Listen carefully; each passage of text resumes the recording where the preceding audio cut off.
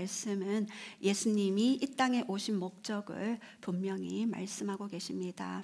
지난주 우리 수요일날에도 수요 훈련 영성 훈련 학교를 통해서 우리 많은 분들이 오셨는데, 특별히 우리 아이들이 앞에 이렇게 앉아 있었는데 너무나 그렇지. 우리 하준이가 손을 번쩍 드는데 앞에 조용히 앉아 있는데 너무 예뻤어요. 그래서 가장 열심히 듣는 친구에게 용돈을 주겠다, 10,000원 주겠다라고 얘기하니까 아이들이 갑자기 너무나 잘 듣고 있는 거예요.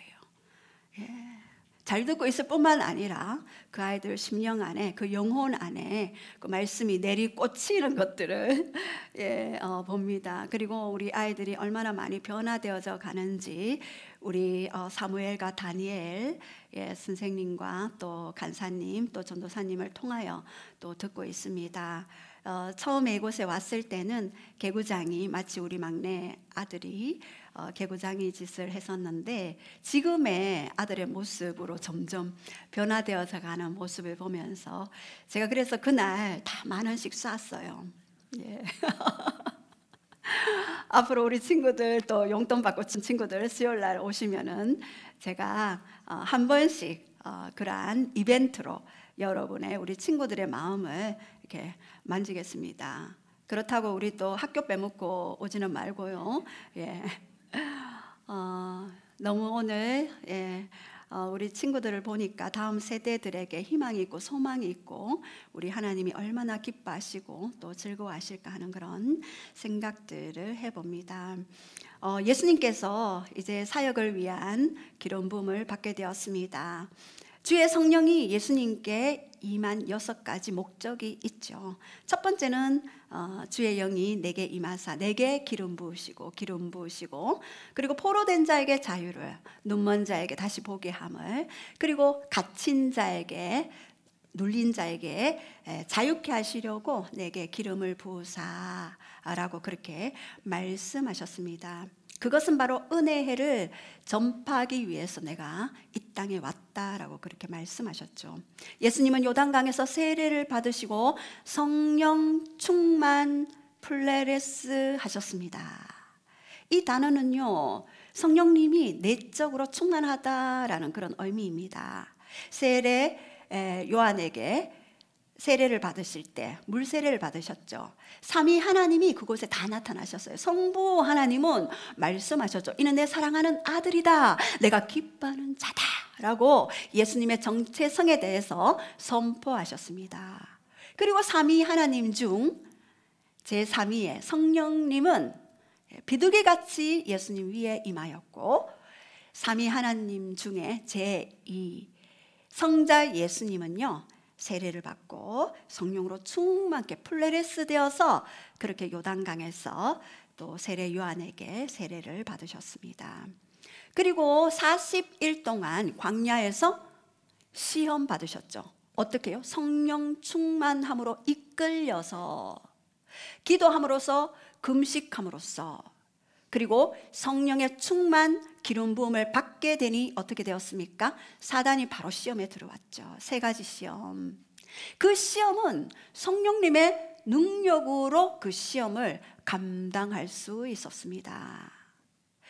요단강에서 세례 받을 때는 성령 충만 플레레스, 그리고 다시 갈릴리에서 사역을 시작할 바로 그때 성령의 기름 부음을 받다 하는 것은 바로 성령님이 우리 위에 임한다 라는 그런 의미입니다. The Spirit of the Lord is upon you.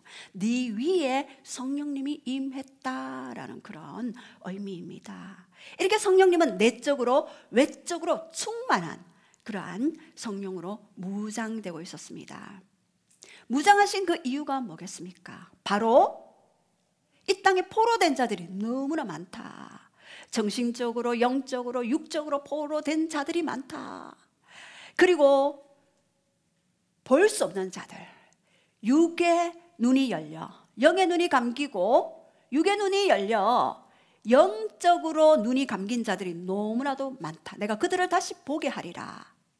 그리고 또 한 가지는 뭐라고 말씀하셨습니까? 바로 눌린 자를 자유케 한다. 너무나 많은 우리 청소년들, 우리 청년들이 눌려 있어요. 뭐에 눌려 있습니까? 세상에 눌려 있죠. 부모님의 언어에 눌려 있죠. 학업에 눌려 있습니다. 최종적으로는 악한 영의 배후의 세력들을 보지 못하고 눌려 있는 우리 청년들이 너무나도 많이 있습니다. 지난주에 말씀을 묵상할 때 너는 오늘 중독에서 포로된 자들을 자유케 하라라는 그 말씀으로 설교하라라는 감동을 주셨습니다. 저는 그냥 영문도 모르고 하나님이 하라 하시니 여러분과 나누기를 원합니다. 이 땅에 많은 사람들이 중독에 포로되어져 있습니다. 근데 이 포로를 자유케 하시기 위해 예수님은 이 땅에 오셨습니다. 예수님은 해방자로 오셨습니다. 영적으로는 죄에 대해서 해방, 혼적으로는 우리의 지정의가 완전히 어둠에 묶여있고 옛 습관, 옛 체질, 옛 패러다임, 옛 사고에 가치관 체계에 묶여있는 것들을, 눌린 것들을 자유케 하기 위해서, 해방하시기 위해서 그렇게 오셨습니다. 그리고 육적으로 고통받는 자들, 질병 가운데, 그리고 재정 가운데, 그리고 관계 가운데 묶인 자들을 자유케 하기 위해, 그렇게 하기 위한 최종적인 목적은 은혜의 해를 선포하기 위함이다. 이 은혜의 해는요 바로 희년입니다. 7일에 한 번씩 안식일이 있고요, 7일 또 7년에 한 번씩 안식년이 있고, 7년에 한 번씩 돌아오는 안식년을 7번 지냈을 때 그 다음 해에 희년이 오게 됩니다. 50년 만에 한 번씩 오는 희년이 오게 되는 것입니다. 이 희년 때는요 모든 땅을 원주인에게 돌려줘요. 그리고 모든 빛이 탕감되어요. 그리고 모든 노예가 자유케 되어집니다. 예수님은 희년의 주인공으로 이 땅에 오셨고, 오늘 우리에게 은혜의 해, 즉 희년을 너에게 주기 위함이고, 이것은 재림의 때까지 계속되어질 성령님의 행진이다라고 그렇게 말씀하십니다. 놀랍죠? 여러분, 지금 우리 사진 한 장을 보면은요, 여기에 미국의 필라델피아의 켄싱턴이라는 도시입니다. 그 다음 사진요, 펜타닐에 중독되었습니다. 마약 중독이죠. 약물 중독입니다. 이 약물을 먹고 나면은요 굉장히 사람을 극도로 흥분케 하고 모든 정신세계를 마비시키고요, 그리고 근육을 굉장히 마비시킵니다. 그리고 근육 수축 현상으로 이렇게 되어지는 것이죠. 이곳에는요 CEO도 있었고, 윌트 스트리트 그곳에서 일하시는 자들도 있었고, 또 자영업자도 있었고, 교사도 있었고, 여러 부류의 그런 사람들이 있었습니다. 근데 이곳에 중독자들이 있는데 한인 2세들이 지금 너무나 많이 망가지고 있는 그런 실정 가운데 있습니다. 요즘에는 이런 중독 때문에 여러분 미디어 중독, TV 중독, 특별히 스마트폰 중독이 너무나도 많이 있죠.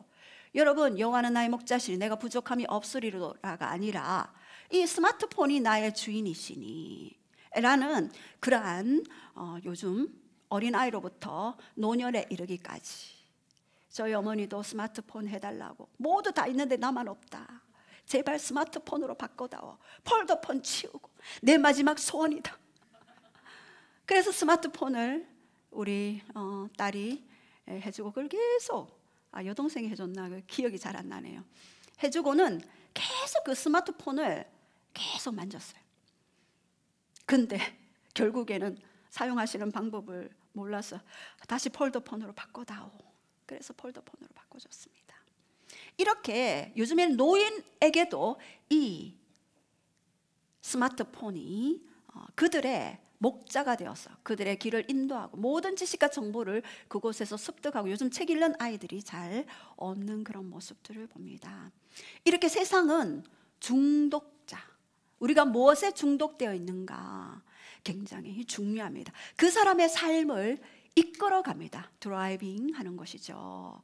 이렇게 세상은 중독에, 어린아이 때부터 엄마가 친구들이랑 이야기할 때도 아이들은 옆에서 계속해서 스마트폰을 보고 있습니다. 이렇게 중독되어져 갑니다. 제가 어떤 사건을 보았는데요, 저는 이제 이런 치유 사역을 하다 보니까 많은 사람들이 오게 되고 또 많은 사람들을 또 이렇게 회복시키는 데에 또 하나님이 저를 통로로 사용하시는데요. 그 충남인가 전북에 중학교 3학년 되는 아이가 게임 중독에 걸렸어요. 그래서 밤낮 학교 가는 시간 외에는, 학교 가면 그냥 멍하니 앉아있고 집에 오면 게임을 합니다. 어느 날 그 아버지와 엄마는 둘 다 맞벌이를 하죠. 밤새도록 야식업을 합니다. 그래서 이 아이들을 돌볼 시간이 없었어. 낮에는 학원, 학교, 그리고 저녁에는 그냥 방치한 상태로 이제 일을 하고 갑니다. 어느 날 집에 들어와 보니까 그 밑에 아이가 뒤에 피를 철철 흘리고 침대에 쓰러져 있는 것들을 보고 아버지가 너무 놀라서 이 아이의 그 젖은 수건으로 목을 감싸 안고는 119 응급실로 갔지만 이 아이는 숨져버렸습니다. 그때야 큰 아이가 생각이 나서 경찰서에 전화를 하고 우리 큰 아이 유괴되지 않았냐라고 그렇게 경찰서에 신고를 했습니다. 그래서 경찰서에서 조사를 하던 중에 CCTV에 그 아이가, 작은 아들이 피를 흘리고 죽어가는 그 시간에 큰아이가 유유히 바깥으로 나가는 그것들이 CCTV에 잡혔습니다. 이 아이가 전북 고창인가 하는 그곳에 가서 길을 내렸는데 갈 바를 알지 못하고 오토바이를 얻어 타고 가는데 길가에서 이 40대 아저씨가 소변을 보고 싶어서 그 오토바이에서 내려서 소변을 보는데 자기가 도끼를 꺼냈어요. 그 동생도 도끼로 죽였어요. 평소에 도끼 날을 갈았어요. 왜냐하면은 자기 게임에 나오는 그 캐릭터가 자기 동생을 먼저 대상으로 범행을 시작했습니다. 이 가장 가까운 이 가족을 죽이게 되면 담대해진다. 그래서 그 아이가 그 일을 시행하게 되었고, 그리고 이제 전남 고창인가 거기에 갔을 때 그 40대 아저씨의 오토바이를 타고 그 사람이 내렸는데 소변을 보는 중에 이 사람을 범행 대상으로 이제 도끼를 가방에 들고 있다가 가는 순간 그 앞에 누가 사람이 지나가서 두 번째 범행은 하지 못했대요. 그리고 이제 자기는 더 많은 사람을 죽이고 싶다라는 그런 생각들을 하게 되었죠. 이제 경찰에 붙잡히게 되었는데 이 아이의 선생님의 얘기를 들어보면 이 아이가 평소에 해고를 구할 수 없습니까? 멍하니 그 운동장을 바라보면서 선생님이 다가갔는데도 선생님한테 해고를 구해야 제사를 지낼 수 있습니다 라고 그렇게 이야기했던 그런 것들을 봅니다. 이 아이는 현실 세계와 가상 세계를 구분하지 못하고 경계선을 확실하게 짓지 못하고 그렇게 희생자가 되었죠. 사실 이 아이가 집에 갔을 때 그 휴지로 온몸을 감싸면서 미라처럼 앉아있는, 소파에 앉아있는 모습을 부모들이 보고 막 호통을 쳤대요. 공부나 하지 지금 뭐 하는 거야? 이러면서. 근데 만약에 그 아이에게 다가가서 아유 많이 심심했구나, 왜 이렇게 휴지를 감싸고 있니? 내가 감싸줄게 하고 그 어머니 아버지가 한 번만 그 아이를 안아줬더라도 이 아이는 그렇게 범행을 저질렀을까 하는 그런 생각을 해봅니다. 이 게임 중독이나 모든 중독들은요 뇌신경을 자극해요. 그래서 멜라토닌 분비를 억제시켜서 계속해서 수면 장애와 그리고 여러 가지 관계를 단절시키는 이러한 현상들이 나타나게 되는 것입니다. 지금 미디어나 유튜브나 폰 중독 때문에 많은 사람들이 고통당하고 있는데요. 이것을 우리가 좀 한 번쯤 알고 지나갔으면 하는 생각이 듭니다. 이 배후에는요 분명히 예수님은 이 땅에 기름 부으심을 받고 가난한 자에게 아름다운 소식, 즉 복음을 전하기 위해서 이 땅에 오셨습니다. 복음을 전하기 위해 이 땅에 오셨는데 그 복음이란 굿뉴스, 기쁜 소식이죠. 포로된 자에게 자유를, 보지 못하는 자에게 다시 보게 함을, 눌린 자를 자유케 하기 위해서 주의 은혜의 해를 선포하기 위해 이 땅에 오셨건만 아직도 이 땅에는요 배후에 어둠의 권세들이 계속해서 장악하고 있습니다. 요한일서 5장 19절에 이 세상은, 온 세상은 악한 자 안에 처해 있다. 그래서 지금 우리는 영적인 그런 전쟁 가운데 있고, 우리는 하나님 나라에 속한 하나님의 대사로서, 이 땅에 하나님을 대표하는 자로서, 예수님을 나타내는 자로서 이 땅을 살아가고 있습니다. 자, 그렇다면 여러분들이 왜 이렇게 될 수밖에 없는 가를 한번 봤으면 좋겠습니다. 먼저 중독의 정의입니다. 중독의 정의, 중독의 원인, 중독의 종류들, 그리고 마지막으로 어떻게 이 중독에서 탈피할 수 있을 것인가. 나 자신을 먼저 보시고, 또한 자녀들이 그렇다면 이 자녀를 위해서 어떻게 중보기도 할 것이고, 어떻게 치유할 것이고, 이 자녀를 어떻게 다시 하나님의 사람으로 회복시켜야 할 것인지를 여러분 좀 봤으면 좋겠습니다. 여기 중독이란 충족되지 않은, 읽어주세요. 시작. 충족되지 않는 정서적 욕구로 인해 남겨진 공허함을 채우려는 필사적 시도. 여기서 보면 충족되지 않은 정서적인 욕구들이 있습니다. 여러분, 예수님도 마리아의 태아 때부터, 그리고 태어나셔서 사람이 가질 수 있는 유년 시절, 아동기, 그리고 청소년 시절, 성인기를 지났습니다. 왜 그렇게 하셨을까요? 가장 완벽한 인간으로 오셔서 완벽한 하나님을 재현하기 위해 성령으로 기름 부음 받아서 또 많은 사람들을 자유케 하기 위해 이 땅에 오신 것입니다. 이 뿌리는요, 충족되지 않은 정서적인 욕구로 인해 공허함이 있어요. 이 공허함은 하나님을 갈망하고 하나님을 사랑하고 그분과의 교제, 교통 받으면서, 또 위로받으면서 상담자이신 성령님의 그 상담을 받으면서 살아야 하는 그러한 존재로 우리는 지어졌습니다. 창조의 목적이죠. 창조의 원형이 하나님의 형상, 하나님의 모양으로 지어졌지만, 이렇게 그 부모님도 연약한 부모님, 상처받은 부모님으로 인하여 그 아이도 또다시 그 상처가 학습되어져 가는 그런 모습들을 보고 있습니다. 그 뿌리는 어린 시절에 있었던 그 역경, 방치, 학대, 수치심, 이런 것들이 그 아이의 정서적인 욕구를 충족하지 못하도록 얽매어져 있는 것입니다. 이 어린 시절 경험과 트라우마가 성인 때에 굉장히 고통 가운데 있게 되는 것이죠. 이 정서적인 공허함, 이 굶주림의 이 마음이 하나님을 향한 갈망으로 돌아서는 것이 바로 복음을 받아들이는 것이고, 성령님과 함께 교제하는 것이죠. 자, 그렇다면 여기서 중독의 종류가 있어요. 첫 번째, 로맨스 중독이에요. 이것은 청소년들이 많이 있게 됩니다. 이것은요, 환타지 소설, 웹툰, 그리고 영화, 이러한 것들을 보면서 서로 사랑을 나누면서 그 사랑에 빠지는 것을 상상하게 됨으로써 이런 낭만적인 소설이 실제적으로 자기 안에 임해 있는 실제적인 것들로 상상되어지는 그러한 그 웹툰 소설을 보면 그런 짜릿함들이 있죠. 그래서 이 아이들이 그런 소설들을 보면서 이렇게 환상의 세계, 자기만의 세계에 갇혀서 그렇게 하는 것이죠. 그것을 통해서 편안함과 안정감, 공허한 마음에 뻥 뚫린 마음을 채울 수 있는 그러한 로맨스 중독자가 되어집니다. 이것은요, 이 로맨스 중독을 통해 성인이 됐을 때 끊임없이 대상을 바꿔요. 생각 가운데 대상을 바꿔요. 일터에 갔을 때는 일터의 여사원이나 이런 여러 대상들을 바꿔가면서 혼자 짝사랑하는데, 그렇다고 그것이 실행에 옮겨지면 어떻게 됩니까? 스토킹하게 되는 것이죠.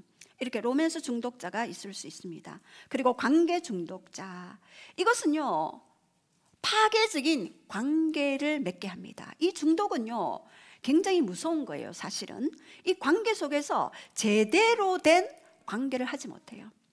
서로 give and take, 그리고 하나님이 주신 무조건적인 은혜와 그 용서와 그리고 사랑을 받았던 그러한 마음으로 관계하는 것이 아니라 계속해서 그 관계 가운데 거절받기 전에 먼저 거절해버린다든가, 더 깊이 자기의 비밀을 나눌 수 없다든가, 이렇게 자기의 어떤 경계선을 확실히 하는 거죠. 경계선은 좋은 것이지만 이러한 더 이상 깊은 친밀감 속으로 들어갈 수 없도록 만드는 이런 관계 중독자들이 있게 되는 것입니다. 이것은요, 다른 사람에게 집착함으로써 안정감을 누리게 됩니다. 굉장히 집착하게 됩니다. 사람들을요, 이렇게 한번 집착하게 되면은 계속해서 그 사람을 집착하게 되고, 또한 이런 사람들이 데이트를 하게 될 때에 계속 새벽부터 밤늦게까지 카톡을 주고받고 하면서 뭐 어디 가면은 왜 갔는지, 무엇을 했는지 굉장히 궁금해하면서 그렇게 집착 증세를 보이게 됩니다. 또 성중독자가 있습니다. 이것은요, 자신이 계속해서 이런 성중독 때문에 너무나 고통받는 것이죠. 그래서 이것은 어떤 뭐 미디어를 통해서 또는 유튜브를 통하여서 어떤 그 청년 한 명은 자기가 휴대폰 요금이 100만 원, 뭐 120만 원 정도 나오는데 목사님 저 좀 도와주세요, 나 좀 살려주세요 해서 이렇게 사역을 한 적이 있었습니다. 그것은 이제 외국 사이트에 들어가서 계속해서 그 요금이 부풀어져서 이제는 자기 힘으로 감당할 수 없는 요금까지 오게 되었던 거죠. 그 일을 위해서 일을 했지만 결국에는 그 돈을 다시 탕진하게 되고 그 사이클에서 벗어나지 못하는 거예요. 자기 어떤 삶의 사이클에서 벗어나지 못하는 것이 바로 중독입니다. 그리고 요즘에 게임 중독, 일 중독, 그리고 사역 중독이 있죠. 이것은 강한 집착을 나타내는 것입니다. 이 모두가 포로가 되어 있습니다. 중독의 다른 형태가 또 일 중독이 될 수가 있는 것입니다. 또 이런 중독자들이 또 사역을 하다 보면 사역 중독이 또 될 수가 있는 것이죠. 저도 이러한 부분들을 굉장히 조심하려고 해요. 그래서 어떤 하나님이 주신 어떤 그 선을 넘지 않으려고 계속 하나님과의 그 교제, 교통 하려고 계속해서 한적한 곳에 예수님이 사역 후에 하나님과 시간을 보냈듯이 저도 하나님과의 그 시간을 제 1순위로 두게 되는 것입니다. 자, 그렇다면 여러분들이 이 말씀을 들으면서 이것을 해결하지 않으면요, 저 열방에 가서 이것들이 드러납니다. 회복되셔야 합니다. 그렇게 하셔야지만이 진정으로 다른 사람을 회복시킬 수가 있고, 그리고 내 자녀를 회복시킬 수가 있고, 그리고 사역 후에 역공격 당하지 않는 것입니다. 역공격 분명히 있을 수 있습니다. 자, 그렇다면 여러분들이 이러이러한 부분이 내 안에 있다, 혹은 우리 자녀 안에 있다, 그러면은요, 여러분들이 오늘부터 다시 어떻게 해야 할 것인지를 가르쳐 드리겠습니다. 자, 그렇다면 중독의 원인이 있어요. 첫 번째 원인은요, 바로 학대입니다. 이 학대는요, 의존성의 문제를 안고 있는 성인 아이, 그러니까 키는 뭐 170, 180이지만 내 안에 5살짜리 마음이 있어요. 7살짜리 마음이 있어요. 10살짜리 마음이 있어요. 툭하면 잘 삐져요. 그랬지, 이렇게 그런 마음들이 있습니다. 너무 괴롭죠. 고통스럽죠. 나는 안 그러고 싶은데 나도 모르게 삐져요. 나도 모르게 그게 계속해서 오는 거예요. 그 행위와 상대의 행위와 생각 때문에 나를 고통스럽게 하는 것이죠. 이것은 의존성의 문제가 있는 것입니다. 누구에게 의존해야 되는 것입니까? 바로 하나님께 의존되어야 하지만 그러한 학대를 통하여서 이 의존이 다른 것으로 의존되는 것입니다. 이 학대도요, 여러 가지가 있습니다. 첫 번째는 신체적 학대, 두 번째는요, 성적 학대, 세 번째는 정서적 학대, 네 번째는 정신적인 학대, 다섯 번째 영적인 학대가 있습니다. 이 첫 번째 신체적인 학대는요, 아이들 이렇게 때릴 때에 물론 아이들을 훈계할 수는 있으나 훈계할 그때에 감정이 고조되어 있을 때 절대 훈계하시면 안 됩니다. 감정이 어느 정도 처리가 되었을 때 이 아이들을 훈계하셔야 하는데 우리 윗대 부모님들은 안 그랬잖아요. 화나면 야구방망이, 그리고 뭐 몽둥이 이런 것들, 어떤 사람은 나 아버지한테 삽으로 맞았어요. 찍힐 뻔했어요. 이런 사람들도 너무나 많이 있습니다. 이렇게 그런 신체적인 학대, 제가 어떤 사람이 자기가 학대받았는데 그 결혼을 했는데 그 자녀들을 학대하는 부모가 왔습니다. 목사님 좀 도와주세요. 내 힘으로 안 됩니다. 자꾸 때리고 싶고, 자꾸 치여받고 싶고, 자꾸 등짝을 한 대 쫙 때리고 싶고, 막 그렇습니다. 나 좀 도와주세요. 고통스러워요.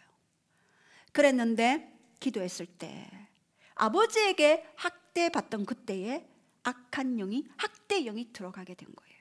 그래서 그것을 떠나보냈을 때 그분은 자유케 되었습니다. 성적인 학대였습니다.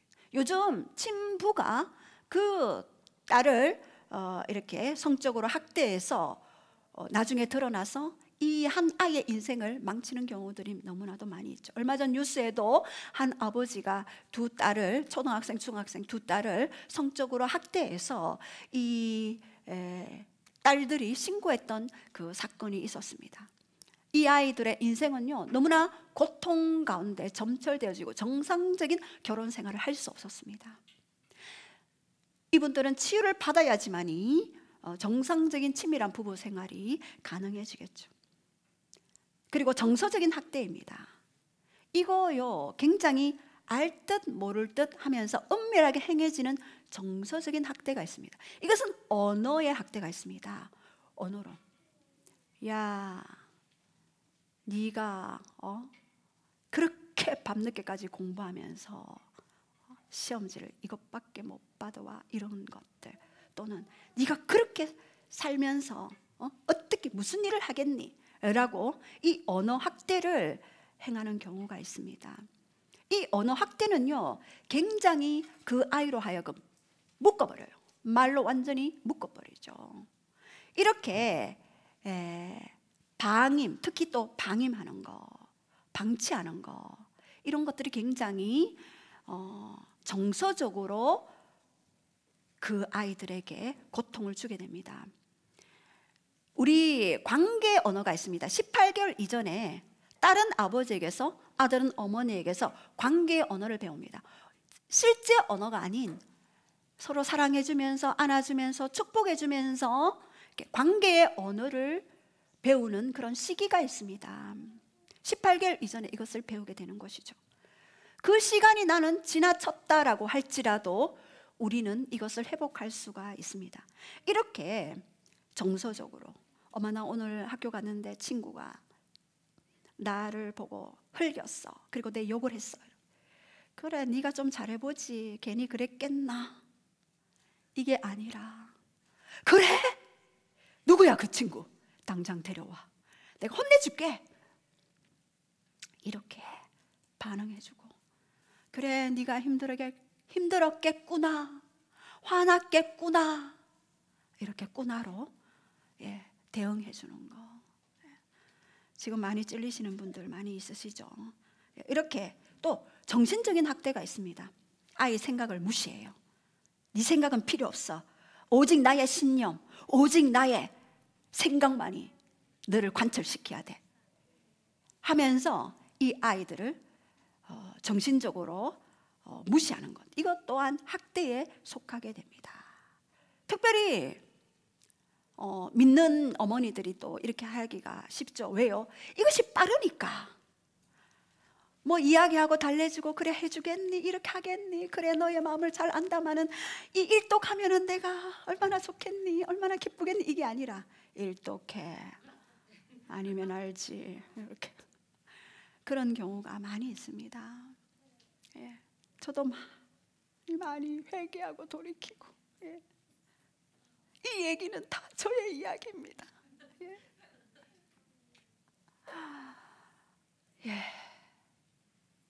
이렇게 정신적인 학대, 그 다음에 영적인 학대가 있습니다. 첫 번째는요, 아이의 삶에 하나님의 자리를 대신 차지하는 것입니다. 띄워주세요. 그래서 이때 하나님의 자리를 대신 차지하는 거, 이거 위험합니다. 하나님이 그 인생의 주인이 되시고 왕이 되시고, 그래서 다스리고 통치해야 되는데 부모가 이 하나님의 자리를 대신 차지해 버립니다. 이럴 때는요, 이세벨의 영이 들어갈 수가 있습니다. 아합의 영이 들어갈 수가 있죠. 온 북이스라엘을 완전히 우상 숭배로 물든 이세벨의 영이 장악할 수가 있는 것입니다. 그리고 왜곡된 하나님의 이미지를 전수할 수가 있어요. 그 아버지, 어머니를 보면서 무서운 아버지를 가진 그 아이는요, 하나님도 무서운 하나님, 내가 이렇게 안 하면 벌 주시는 하나님으로 생각할 수 있죠.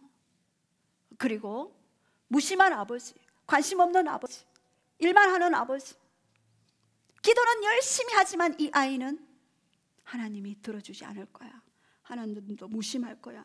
하나님 바쁘신데 뭐 내까지 뭐 내 기도 들어주시겠습니까? 이렇게 이야기하는 친구들이 많이 있습니다. 그리고 권위주의적인 가부장적 태도를 취할 때가 많이 있죠. 우리는 다 권위주의적인 아버지를 두게 된 거죠. 그리고 비판적인 성경 구절을 사용하거나 잘못 해석하죠.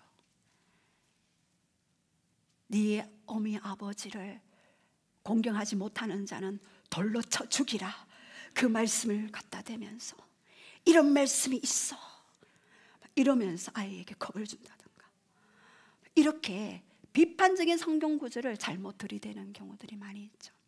그래서 은혜의 모범을 보이지 않죠. 실수와 그리고 실패할 수 있는 것들을 충분히 용납하고 수용해야 하는데 그런 은혜의 모범을 보이지 않아요.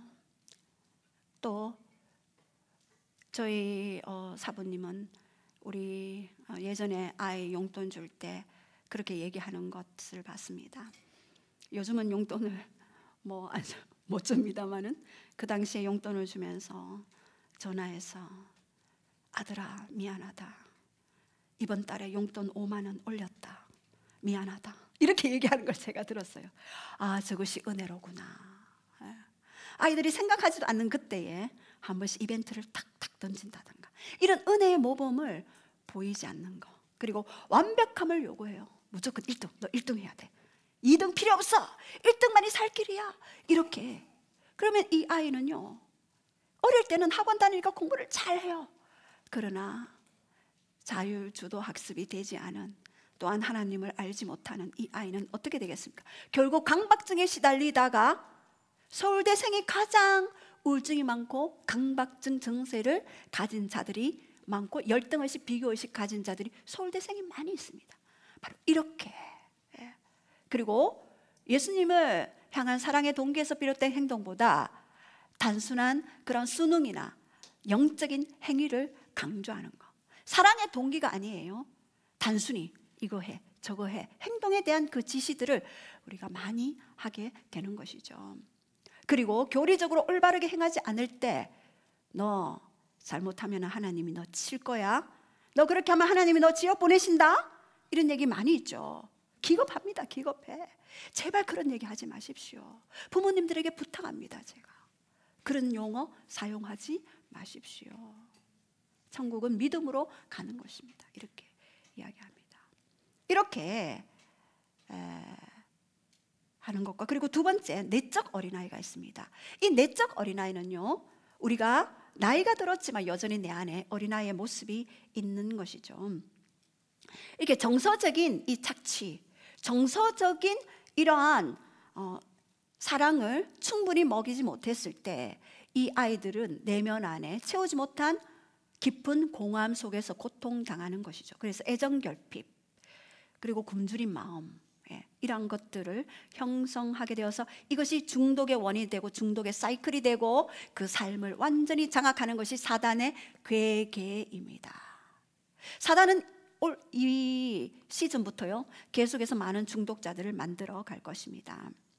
이것은 엮이는 과정, 뭐뭐 하지마, 뭐뭐 하지마, 말하지마, 듣지마, 이거 하지마, 하지마라는 그런 부정적인 용어를 많이 사용하는 가정이 바로 엮이는 가정에서 자란 아이들이 이렇게 역기능적으로 중독 사이클에 걸리는 경우가 많이 있습니다. 이렇게 우리의 고통은요, 거짓된 위안, 이 고통은요, 거짓된 위안을 찾으려고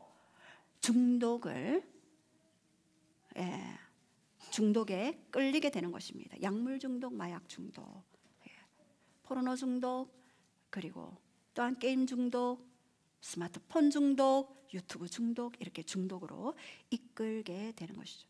이렇게 되다가 나중에는 어떻게 됩니까? 결국에는 자살로 가게 됩니다. 여러분, 얼마 전에 김땡땡 연예인 자살했죠. 걔는 물론 잘못할 수 있죠. 실수할 수도 있습니다. 그러나 끊임없이 유튜브 댓글에 자기가 어떤 자기를 좀 안 좋게 얘기하는 그것만 묵상하는 거예요. 결국에는 그 아이가 사단의 통로가 되었고 밥이 되었고 그리고 자살로 가게 되는 것입니다. 이러한 파괴적인 이런 중독 사이클을 통해서 이런 파괴적인 생활 방식을 형성해서 모든 관계, 가족 관계도 끊기고 모든 사회적인 관계를 끊어줄 뿐 아니라 내면의 깊은 공허함과 고통으로 몰고 가는 것이죠. 그래서 스트레스성 질병을 유도하게 됩니다. 급성 스트레스 장애들이 생겨나게 되는 것입니다. 불안장애, 불면증, 소진증후군.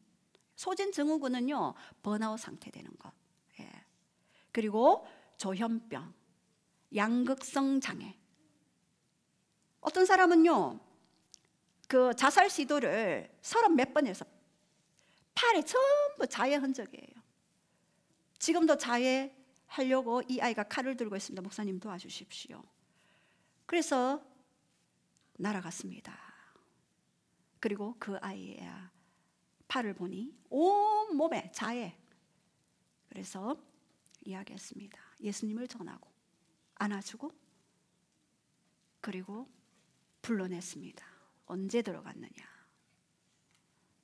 어릴 때 이 아이가 만화 영화를 봤는데 귀신 만화를 봤지. 그리고 그때 들어갔지. 왜 들어갔어? 죽이려고. 얘를 죽여야 돼. 왜요? 이 아이는 부르심이 있는 아이거든요. 이 아이는 하나님의 비전을 가진 아이거든요. 이 아이는 하나님을 나타낼 자고 하나님을 증가할 자고 예수 그리스도의 사역을 할 아이거든요. 사단이 미리 알고 완전하게 그 발목을 잘라버리고 일어설 수 없도록 이 아이에게 고통을 주고 싶은 것이죠. 이렇게 이 아이에게 어릴 때부터 있었던 이 스트레스가 장애들을 만들어내고 고통 가운데 이 아이는 삶을 살아왔던 것이죠. 여러분, 스트레스는요 조금은 필요한 것이지만 과도한 스트레스는요 이 감정을 처리하고 한계를 설정하고 생활의 균형을 맞도록 설정하는 거예요. 이 스트레스를 어떻게 이기느냐? 예배 때 보좌에서 하나님을 대면하고 이럴 때 우리의 스트레스는 완전히 제거되는 거예요. 물론 어릴 때 그런 상처 치유가 있겠지만, 자, 그렇다면 중독의 포로에서 해방되는 방법입니다. 이것은 굉장히 중요합니다. 첫 번째는요, 따라해 봅시다. 성령을 의지하라. 성령을 의지하라. 예, 스가랴 4장 6절 시작. 만군의 여호와께서 말씀하시되 이는 힘으로 되지 아니하며 능력으로 되지 아니하고 오직 나의 영으로 되느니라. 모든 중독자들이요, 힘으로 됩니까? 안 돼요. 당신의 능력으로 됩니까? 안 돼요. 방법이 있습니다. 성령의 능력으로 됩니다. 너의 힘, 너의 생각으로 되지 않아요.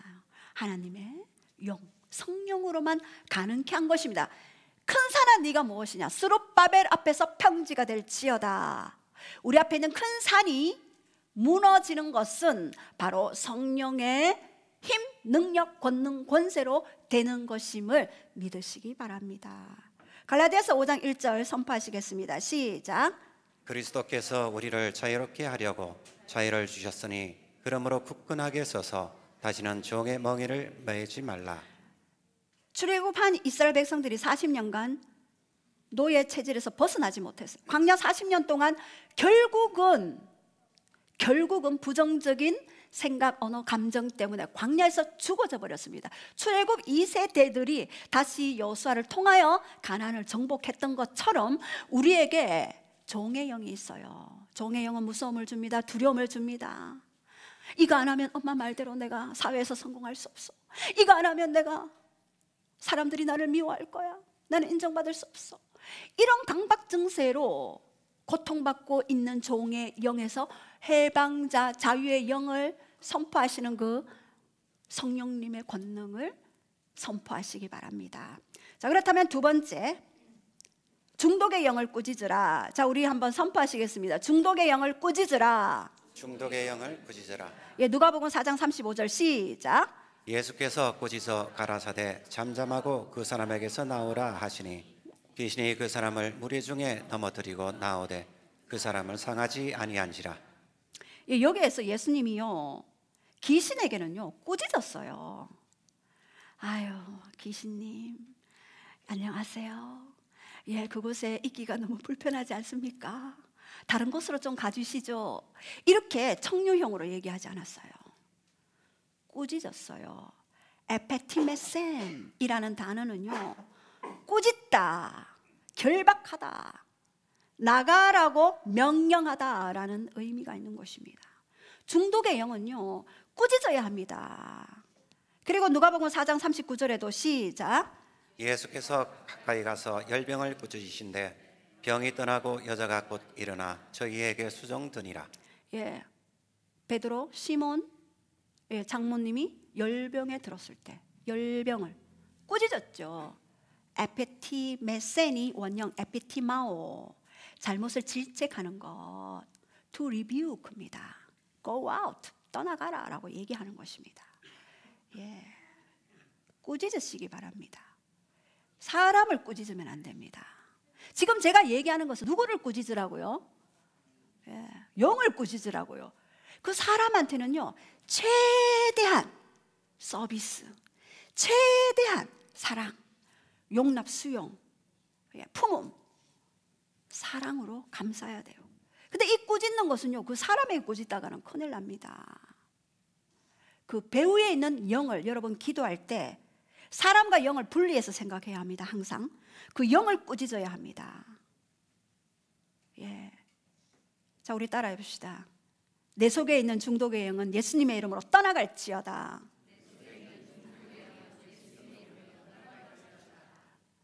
우리 자녀들에게 있는 중독의 영은 예수의 이름으로 떠나갈지어다. 너는 그 속에 있을 자격이 없음을 선포하노라. 중독의 영아 떠나갈지어다. 아멘. 예. 자, 여러분 이럴 때 무엇을 보고 아십니까? 그 사람을 상상하고요. 중보기도 할 때 그 사람이 여기 있다. 그럼 배후에 있는 영들이 공격하는 것들을 보면서 기도하셔야 합니다. 예. 영으로 그리면서 기도하십시오. 자, 세 번째, 생각을 새롭게 하라. 로마서 12장 2절 시작. 너희는 이 세대를 본받지 말고 오직 마음을 새롭게 함으로 변화를 받아 하나님의 선하시고 기뻐하시고 온전하신 뜻이 무엇인지 분별하도록 하라. 여기에서 보면은요, 너의 마음을 새롭게 하라. 여기는 마인드입니다. 누수죠.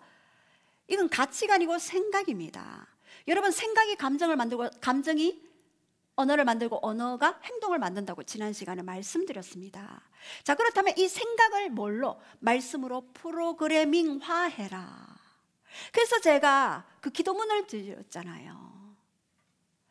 경배기도, 갈망기도, 보혈기도, 보호기도, 율법저주 속량기도, 성령의 약속기도, 지혜와 계시영 초청기도, 치유기도, 재정기도, 관계기도, 열린문기도, 축복의 통로기도, 그리고 마지막으로 생각의 치유기도. 하나님의 생각은 네 생각하고 다르다. 재앙이 아니고 평안이다. 장래의 미래와 희망을 주는 것이다. 희망과 미래를 주시는 그 하나님을 날마다 그리고 선포하면서 말씀을 이미지화하라. 제가 어린이 제자 훈련 시킬 때가 있었어요. 그때 암송을요 그림으로 그리게 했어요. 말씀을 이미지화해라. 이미지화해서 그것을 너의 골수와 뼈에, 근육의, 신경의, 인대에 사무치게 말씀을 풀어넣어라 라고 얘기했습니다. 여러분, 근데 말씀만으로 안 돼요. 왜? 제가요 말씀 10년 선포했는데 안 돼요 하시는 분 만나봤습니다. 왜 안 될까요? 2% 부족, 아니 50% 부족. 뭡니까? 성령의 권능으로 해야죠. 말씀은 반드시 기도로 풀어져야 한다고 여러분에게 누누이 수요 훈련학교에서는 계속 얘기하죠. 말씀은 반드시 기도 속에서 풀어져야, 성령 안에서 풀어져야 레마로 즉각적으로 성취되어지고 풀어지고 역사되어지는 것입니다. 자, 따라합시다. 말씀을 프로그래밍화하라. 말씀을 내 생각에 프로그래밍화하라. 예. 자, 이렇게 우리는 생각을 새롭게 할 때 중독에서 빠져나올 수 있습니다. 그리고 경계선을 설정하라. 계시록 3장 20절 시작. 볼지어다 내가 문 밖에 서서 두드리노니 누구든지 내 음성을 듣고 문을 열면 내가 그에게로 들어가 그와 더불어 먹고 그는 나와 더불어 먹으리라. 여러분, 예수님도요 절대 야, 내 거야, 내가 너 창조했어, 문 확 열고 확 들어가서 나 영접해, 이렇게 하지 않습니다. 문 밖에서 똑똑똑 하준아 문 좀 열어줄래? 똑똑똑 예진아 문 좀 열어줄래? 똑똑똑 혜원아 문 좀 열어줄래?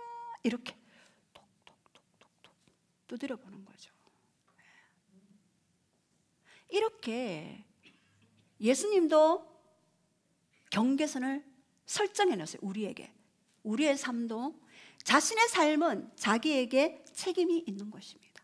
경계선을 확실히 설정해 놓기 바랍니다. 그것은 바로 우선순위를 확실히 하라. 먼저 그의 나라와 의를 구하라 라고 했는데, 하나님의 나라, 하나님의 킹덤, 하나님의 역사가 바로 우리에게 먼저 임하도록 그 시간을 확보해야 합니다. 나는 너무 바빠서 기도할 시간이 없어요. 아니, 바쁘기 때문에 기도하셔야 합니다. 그래야지만이 그 바쁜 일들이 순차적으로 됩니다. 우리 교회에 어떤 분 현장이 10군데 있어요. 바쁘게 뛰다니지 않아요. 기도하는 걸 더 바쁘게 여겨요. 그러면은 그 현장에 반장, 부반장 있습니까? 반장 시켜서 알아서 다 하는 거예요. 이렇게 바쁘기 때문에 더 기도한다. 자, 따라해 봅시다. 바쁘기 때문에 더 기도합니다. 청년이 얘기했어요. 목사님, 나 언제 결혼해요? 하나님은 내 배우자 있다 했는데. 그래, 오늘부터 작정기도. 기도했니? 그냥 시간 날 때는 기도해요. 아니, 돌파를 위해서는요 기도하셔야 합니다. 기도의 자리 나와서 기도를 하셔야 합니다. 기도 없이는 하나님 일하시지 못합니다. 하나님은요 일하시는 방식이 확실히 있습니다. 기도와 말씀은 하나님의 원리고, 기도는 하나님의 전략을 풀어내는 실제적인 동력을 이끌어내는 강력한 파워, 힘, 권세, 능력입니다. 자, 따라해 봅시다. 내일부터 새벽기도 나옵니다. 누가 아멘 했습니까? 윤곤이? 윤곤이 아빠 이제 큰일 났어. 나라 하늘에 나라. 예. 하늘 아빠. 예. 줌으로 배웠습니다. 이제 반경, 저 의성 저쪽에 계신 분들은 줌에서 뵙겠습니다. 자, 이상 우리가 오늘 중독의 원인과 그리고 종류와 그리고 어떻게 이 중독을 해결할 것인가, 물론 더 많아요. 세밀한 것들이 많지만 오늘은 이것으로 여러분 우리 함께 용지를 받을 거예요. 중독 치유기도 우리 한번 선포하시고 용지를 받으면서 내게 어떤 증상이 있는가 한번 보고 오늘 기도하시겠습니다. 자, 우리 중독 치유기도 시작. 지금 이 시간 인간의 힘으로 능력으로는 안 됩니다. 오직 성령님이 오셔야 할 수 있음을 고백하오니 성령님 나의 영, 혼, 육에 임자여 주소서.